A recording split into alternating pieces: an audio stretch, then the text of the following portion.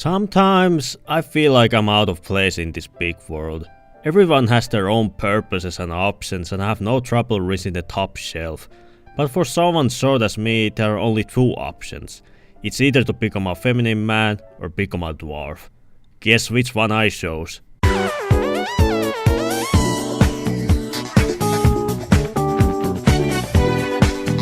Specifically, the engineer dwarf from Deep Rock Galactic.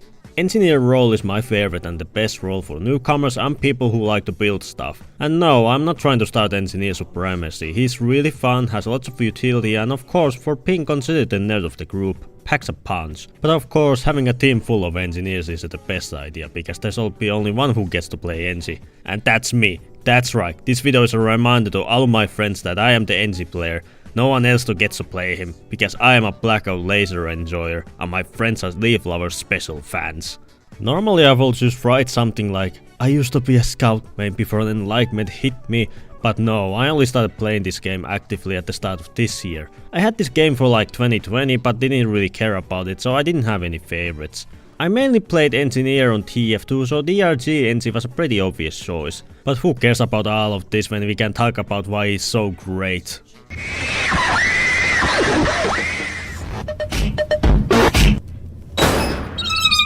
Huh? Night, night, you bastard!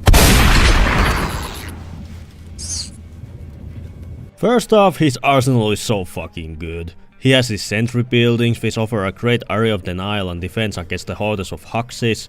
Of course you should build them in advance and be ready to constantly run out of Sentry ammo, because these things kill a lot. Then you have his two changeable weapons, first being the shotgun. It's nothing too fancy, it has decent range and damage, pretty slow firing speed and decent upgrades. Then my personal favorite, the SMG. It has decent damage, pretty good range and has lots of ammo. Then my least favorite one, the smart rifle. I have never been too fond of weapons that need to be charged up before use. I like to pull the trigger and let hell loose. Plus it's sometimes a hassle to even defend yourself from sudden attack when you need to lock onto a target first. But here's the thing, because it locks onto enemies it's really great at longer ranges and has a really good damage. But I like to aim at my enemies myself, I use the other two more than this one. Then for the heavy weapons we got the grenade launcher, which is okay, deals decent damage and has generous AoE.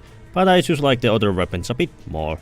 But don't worry, we will return to this gun in particular later. Trust me, Bridge Cutter is so good. I love the area of denial it provides with these lasers while vaporizing everything unfortunate to get in its way. It's really good against bosses because it penetrates enemies. Shard Diffractor is like that one Half-Life gun, it fires a big ass laser and vaporizes enemies. And it's really powerful too, so I can't really pick a favorite between Shard and Cutter. Engineer also comes with his own traversal tool, the platform gun, which the title implies shoots platforms. It's in my opinion the best tool right after the grappling hook, because you can easily put platforms to different places, making travel so faster and safer. It's a lifesaver when you fall from high places, and scouts really like you when you give them a platform after foolishly ending up in high places or help them to mine some minerals out of your reach. He then has grenades, so I'll quickly go over them. Lure distracts enemies, plasma burst is like a normal grenade, it causes plasma explosion, proximity mine is like the title says, unmine that will trigger when enemies get close enough, and my personal favorite, SG, or known as the shredders, bounce little drones that will shred enemies. Let's talk about Sentry positions.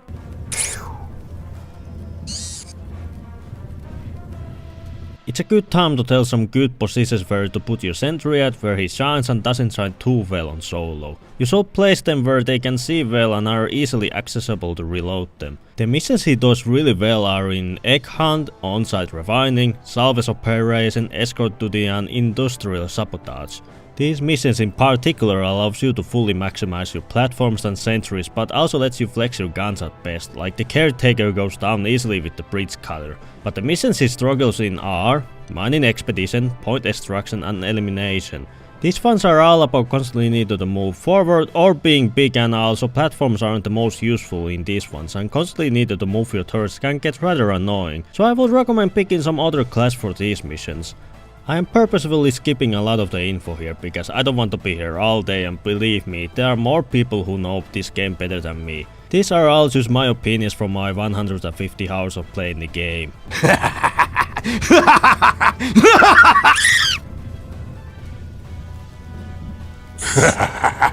But now I want to talk about the cool stuff, the overclocks.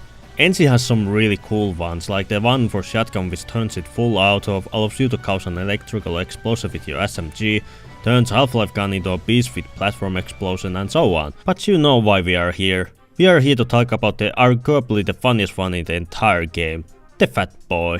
You can cosplay as the funny witch from that one anime with this one simple overclock. You can blow up entire swarms with it, but also your teammates feel to live with this massive damage. It's not particularly useful with its low ammo count, but god dang it, I will be lying if this wasn't funny. It also deletes Praetorians in one hit if you have high enough damage set for it, which I do have to say is so satisfying. But like I said earlier about teammates, this will easily put them down, so handle it with care. I'll quickly show my upgrades for each weapon for those who don't know which ones to choose.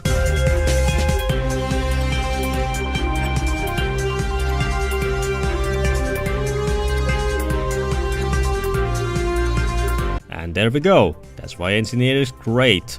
But please keep in mind that even if Engineer is fun, you should play other classes too. You're limiting yourself's enjoyment and mission success if you only play one class. I recommend switching around with them to see which one worked for which mission and which classes you prefer to play more. Driller is my second favorite to play because it's so nice to be able to drill through levels. His weapons are fun and well, who doesn't love the good old C4?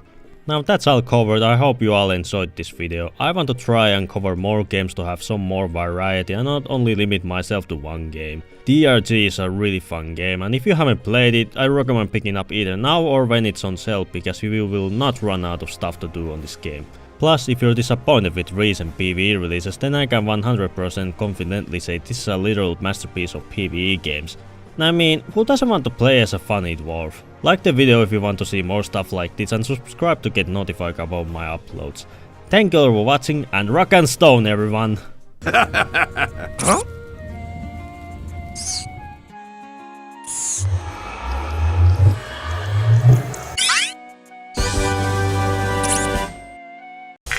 What?